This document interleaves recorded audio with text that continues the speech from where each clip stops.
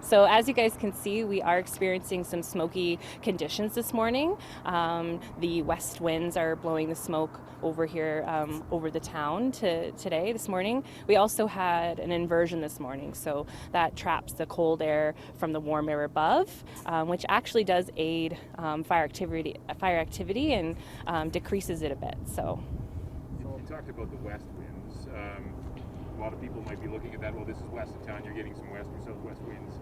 Is that a danger? Is it or not?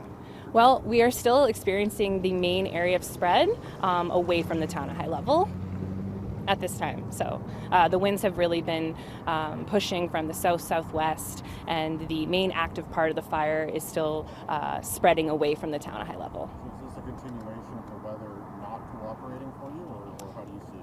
I see it that the wind has actually been in our favor and allowed us to make great progress. We've been extinguishing hot spots around the community. It's been really aiding our firefighters to work safely. And, you know, the forecast a few days ago was calling for a little bit more gusty winds, and they actually came in a little lighter. So. But to Fletcher's point, if they are west winds and the perimeter is sort of out there, how does that aid you with winds coming back towards what's sort of already, I guess, towards the community area? Yes. So we have had like a west-southwest wind, and therefore the fire, the main fire perimeter where we see like active flames, right? It's pushing back on the black, as we call it, and that's parts of the forest that have already burnt. So those fine fuels and those ladder fuels that kind of build intensity are gone, but that, you know, we still do see some back burning with fire, so it'll still kind of grow in that southwest direction, but the main activity of the fire remains up in the north to northeast section of the fire, west to high level. So again, we are still seeing the main area of spread away from the town, and again, just the weather we've been having has really helped us make really good progress on making fire guard.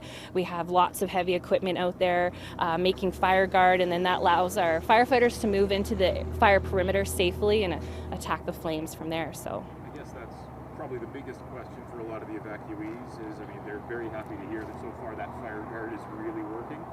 They'd love to get an update on that. So, you know, since yesterday's update, how well has it handled what we're seeing right here? It's handled very well. And again, the main area of spread being away from the town at high level, and our firefighters continue to kind of make their way into the fire perimeter and extinguish all hot spots around the town. And our heavy equipment has been working diligently to keep going with our fire guard all the way around the fire perimeter, and we've still had helicopters, about 28 helicopters in conjunction with air tankers, and also our structural firefighters are out there in conjunction with the wildland firefighters, and it's been going really well with the weather conditions. And again, those gusty winds that they were calling for came in a little bit lighter. So what's the biggest thing then, if anything, what is it that you're worried about now with this fire?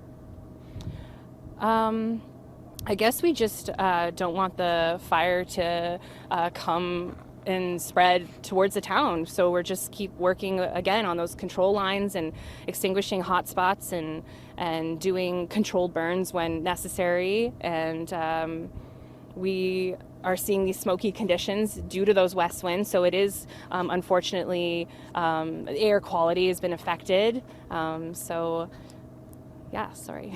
If what's behind that perimeter that's spreading away from the town is black, as you said, is it even possible for the fire to come back over it and sort of reignite in a way that's dangerous to the community?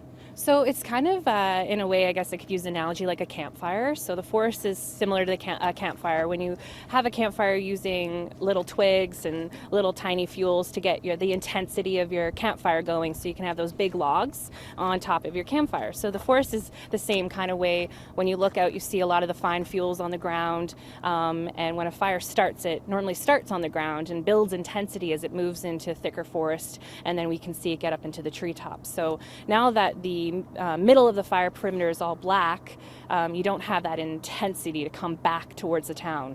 Again, the fire spreading away from town and trying to find, forested area, and so therefore there's no kind of threat for the fire to kind of come back onto burnt forest, I guess. That's the way it can. Yes, okay. yes. But it could, I guess, maneuver another route because this area is Yeah. Surrounded by boreal forest. Yeah, again, we do live in the boreal forest, and forest fires are really all depend on weather, right, and wind direction. And of course, we're in extreme fire danger currently. We have a fire ban on place, and yeah, it's just what Mother Nature brings us, and we always have to make sure that we are paying attention to those wind patterns and the shift in weather. And In your briefings at all, I don't know if you can comment on this because it is just a fire update, but in your fire briefings at all, does what we see today affect what we heard yesterday in terms of, or can you only comment on the fire?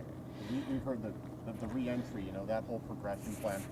Are you in on those meetings, and has this affected that at all? So agriculture and forestry is always working in conjunction with town officials and Mackenzie County officials. We are in a unified command through this whole process, so communication is ongoing every day, always reassessing the situation to finally get to that point where it's safe for residents to come back to the town of High Level. Also, another stipulation is that essential services would be back up and running, and then of course air quality would be improved. So always communicating and always kind of reassessing the situation to see where we're at, and hopefully the time will come soon where we can see residents come back into town, but unfortunately we have to wait and see for that. We've heard from one local business owner that they've been invited back tomorrow as part of that essential services convoy. Can you confirm that was at least in a plan at one point, and if that's changed at all? I can't confirm that. Actually, you'd have to talk to the town officials for that information. Very good.